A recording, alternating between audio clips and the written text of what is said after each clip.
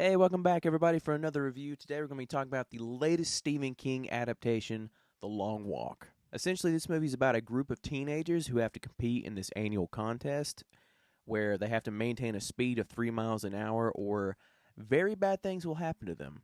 And of course, if you win, there's all these promises of riches and you get to pick some. I think it was like you get to pick a prize or a dream of your prize or something like that, or I don't remember exactly what it was. This movie is actually written by a guy named J.T. Malner, who adapted the screenplay. He did another movie the year before last called Strange Darling that he also directed as well. If you have not seen that movie, I highly recommend that movie because it's very, very smartly written and very directed, and it's just a really good movie that I don't see nearly enough people talking about. So if you have not seen Strange Darling, I highly recommend it.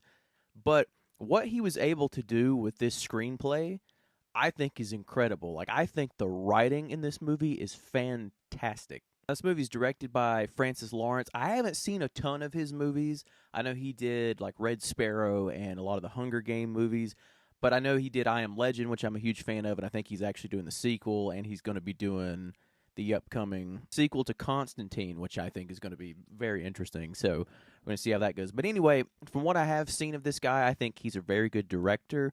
There's certain shots in this movie, though, how he does things that I'll get into a little bit later, of how he chooses to show you certain things with certain characters. But other times he chooses to show you like the aftermath of something instead of like what happens fully on, and just to focus on characters. Like I said, I'll get into that later. But this movie is brilliantly directed, and I think it does such a great job with the way certain things are shot and how they let you linger on certain things. Now, right off the bat, I just want to say that I apologize for this review being a week late. I don't know if anybody will even, click on this video now since it's so late. But if you do, I thank you so much. And because I was working, I did not get a chance to go see this movie last weekend when it came out. So I tried to go see it day before yesterday, couldn't see it. So I was actually able to spend my entire day at the theater yesterday to catch up on stuff that I'm behind on.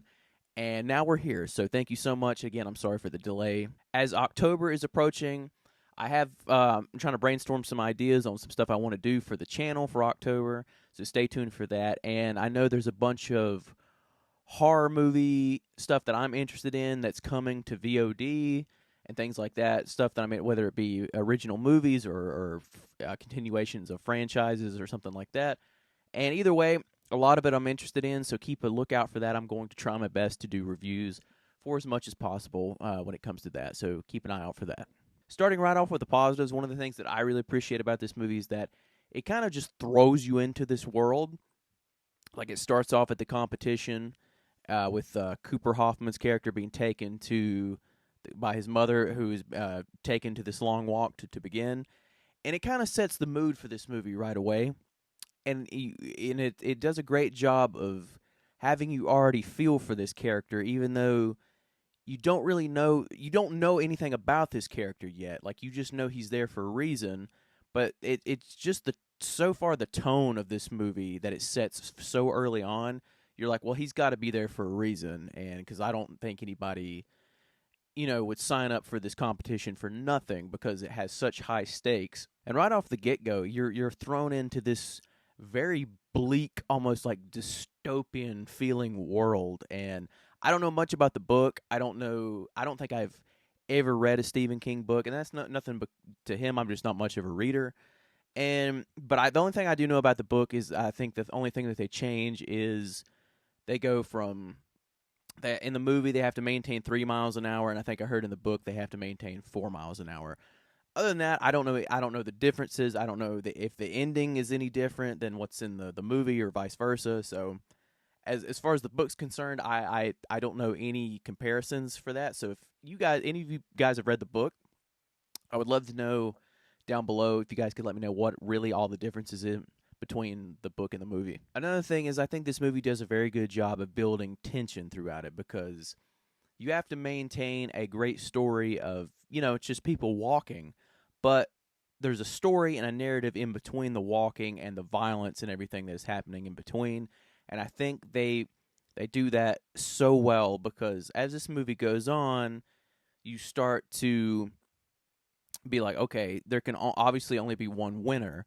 So as these guys start to bond with each other and start to really build something with each other, that kind of builds even more tension because you're like, ah, crap, because only one of them can make it out of this. So by the end of it, you care so much about pretty much all the characters. There's always, I mean, obviously there's some in the background that you don't really have a lot of time with, and then there's some that are only there for maybe a couple minutes of screen time. You get introduced to them, but even in that little bit of time, most of the ones that you're introduced to, you still feel bad for them for anything that might happen to them, and you still want to see them get out of this. And I think even by the end of the movie, which most Stephen King movies always have some asshole bully that's in like every movie, and I'm sure it's also in every one of his books. But even by the end of this movie, like the ones that you were kind of like, I don't know about this character, like this guy's just an asshole, you still kind of are there to you get something out of him, and you start to feel sympathy for him because, like I said, I can't imagine being in this situation. There's no way I would last at all ever in this kind of situation. But as it goes on, you just start to feel more and more of the tension because of everything that's going on around them. And it's like I brought up earlier on in the video about how the director chooses what to show you and what he chooses not to show you. And there is some moments of very brutal violence in this movie, and you know, you get to see it up close. And then there's other shots where when somebody's getting their ticket, as they say, it's very in the background and it's mainly focused on these characters, and it's very cool when they pick and choose when not to show something and when to show something. I think the director, he walks that line very carefully, and because of how he chooses to do that, I think it makes the movie even more effective, and it adds more of an emotional gut punch. Especially because, like I said, this movie is essentially about these guys walking, and that's it. It's like they're walking, and yeah, it's like they're having these conversations and bonding with each other, but they have this constant threat behind them of these military people walking behind them that they will get shot if they don't maintain this speed. And it also does a really good job of addressing something that I didn't even think of in the marketing. I didn't even think of it until I actually sat down to watch the movie, which is, what if you have to eat and, like, you know, go to the bathroom or any of that, and it answers these questions. Like, if you have to do number one or number two, it answers those questions in a way to where, like, do I have time to essentially to do any of this, or do I just have to bear it and go and deal with the pain? And it does a very good job of answering that. I think I've seen a lot of, I haven't seen any of the reviews talking about this, but I've seen a lot of people online kind of bringing this up about how a lot of people felt the movie was boring because it was just guys walking and talking. Yeah, that is the movie, but it is driven by such fantastic performances that I'll get into in just 1 second, and such a strong screenplay that my attention for this movie was hooked from the get-go. Like, even before the killings or any of the deaths started happening, I was just hooked into this movie because it reminds me a lot of, don't get me wrong, there's a lot of horrific elements in this movie, but when it comes to the bonding of the guys in this competition, it really reminded me more of Stephen King's other adaptations of, like, Shawshank Redemption and Stand By Me and The Green Mile, where it was like these people connecting, just having human connection with each other. And because of that and the script, I found the story just so well done. I truly did not believe I would walk out of this movie loving it as much as I did, and I truly did not believe it would gut punch me as much as I did. Getting into the acting, our two co-leads here, David Johnson and Cooper Hoffman, are just, these guys are phenomenal in this movie. I saw David in Alien Romulus last year. Was he last year or the year before last? God damn, I'm sorry. All my years bleed together. Whatever year, I saw David in that movie, and he was phenomenal in that movie. He is so great in this movie. Him and I haven't seen anything else that he's done. The same with Cooper Hoffman, which is Philip Seymour Hoffman's son, that I didn't know until a few weeks before this movie came out. I haven't seen a lot of things that he's done, but he was fantastic in this movie. The two of them together are just gold, and their chemistry is so real.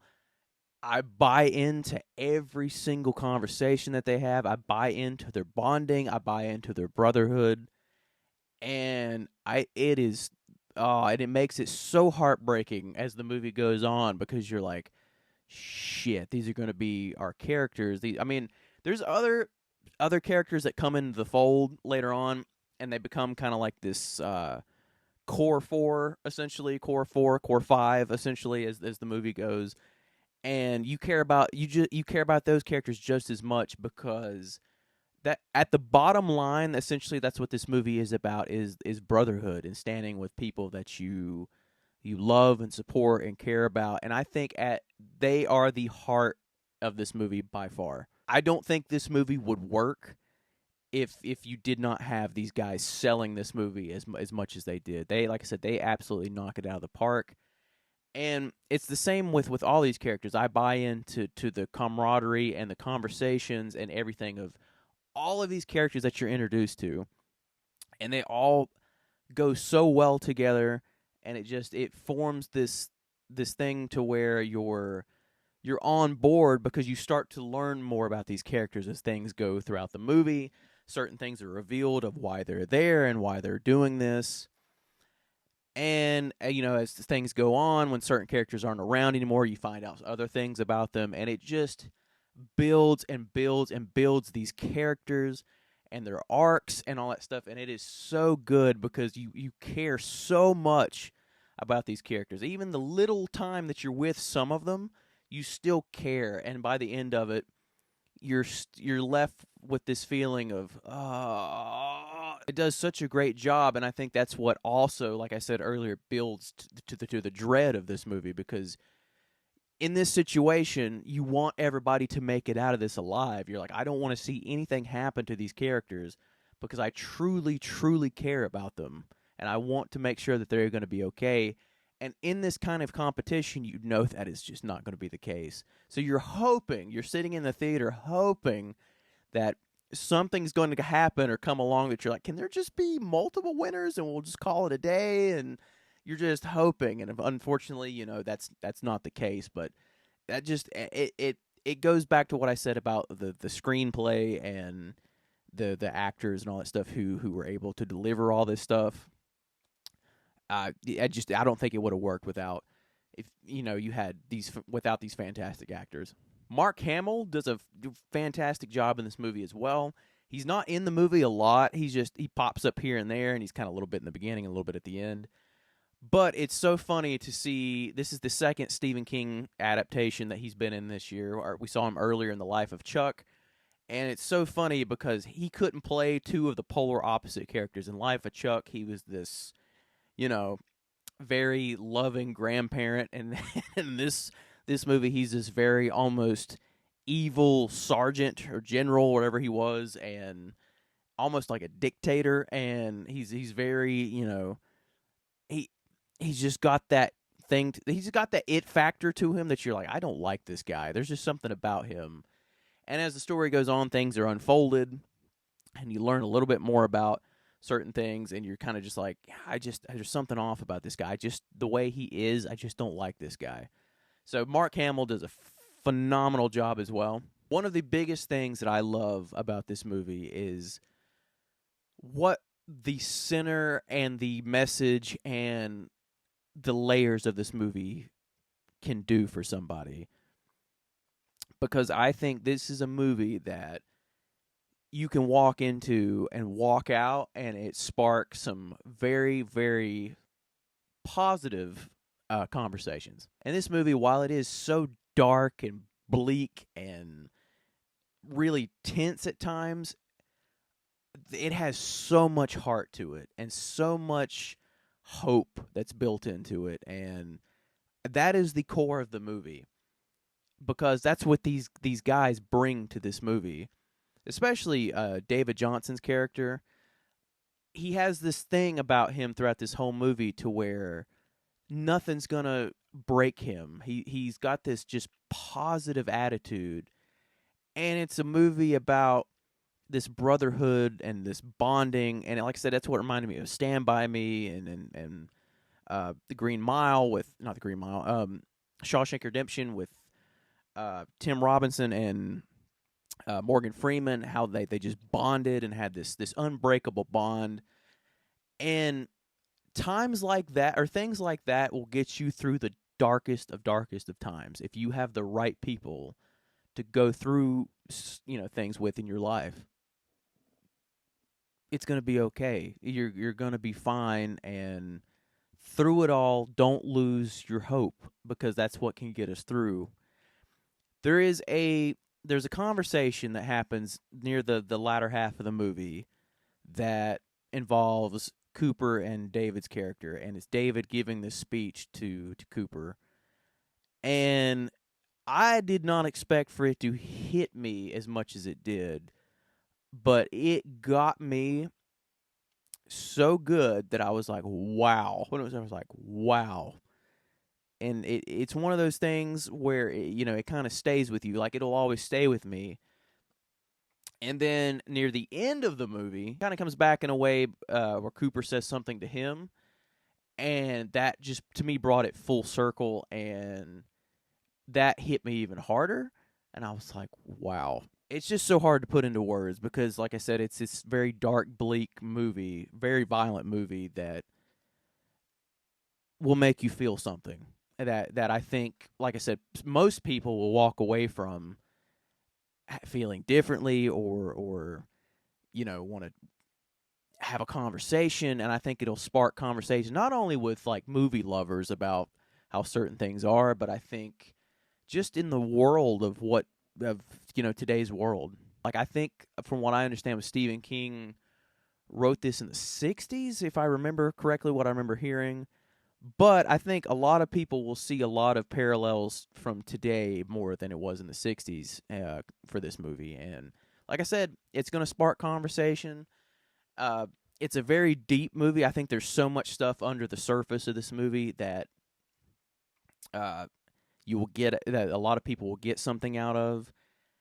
And it's worth going to see just for the performances and the heart of it. And like I said, I didn't expect to walk out of this movie feeling the way I did. It's honestly one of the biggest surprises I've had this year, because there's a lot of movies that I've wanted to hit me, that I've seen, that I've wanted for them to hit me a certain way, and they have not. So this movie was a huge surprise for me in that way. With all that being said, like I said earlier in the near the beginning of the review, was that I know it's a bunch of guys walking and talking, but it's also one of those movies to me where I was so invested in the story that the pacing is done so well. There's never a part or anything or where I was bored or starting to get bored or wanted something to happen.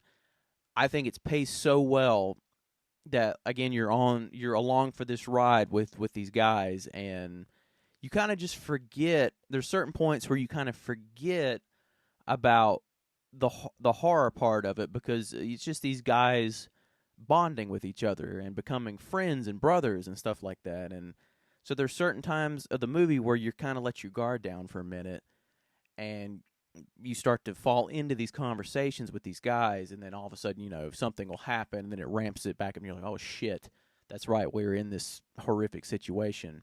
And it does such a great job of that, to where sometimes that's a hard thing to balance, especially when it's just a movie about guys walking. But they do such a great job at it, and again, it goes back to the writing and the directing, and so it just a great job overall. Really, I don't really have any negatives with this movie. The only mixed thing I have with it is there are certain points I feel that in this movie you have to suspend your disbelief with certain characters. Something will be going on with a character, shall I say, and it happens more than once, that you're like, there is no way in hell this guy is still walking. Like, I don't care if you are so determined, if you're going through some stuff like that, or if you've messed up a part of your body, or if you're dealing with something in that area. I said, there is no way in the hell you could go for as long as you could. So that came up a few times, in this movie, but I really wouldn't put it in a negative. I would say it was more of a mixed thing. And to me, it was done in this type of way to where it wasn't overly too much to where it took me out of the movie. Like I said, I did think about it from time to time, but it was there was so much. I was so invested in what was going on in the story and these characters anyway that kind of just went away. So that's why that's definitely more on a mixed thing than it is a negative by any means. But this is a movie that I highly recommend going to see. Again, I'm so sorry that I'm late on the review. But yeah, if you guys get the chance, go check it out in theaters. It's totally worth your time. And I don't want to say it's a good time because you're in this world of a bunch of stuff going on, but a bunch of dark, bleak stuff going on. But it's at the end of the day, it's got a very powerful message at the center of it and a lot of heart at the core of it, and it's worth it just for that. Thank you so much, everybody. That's my review for The Long Walk. Again, I apologize for it being a week late. I will do my best to try to keep up with stuff from now on with movies and whatnot. With how I work, I apologize. I work night shift, so I get behind on a lot of things, and work tends to kick my ass from time to time more than I'd like it to, so apologies. If this is the video you're finding me on, please come over and check out my channel. I have a slew of 2025 reviews for just this year. I started in January, so I'll put a thing for that somewhere up here. And as always, please remember to like, comment, subscribe. That way I can see all of you in the next one. Thank you guys so much.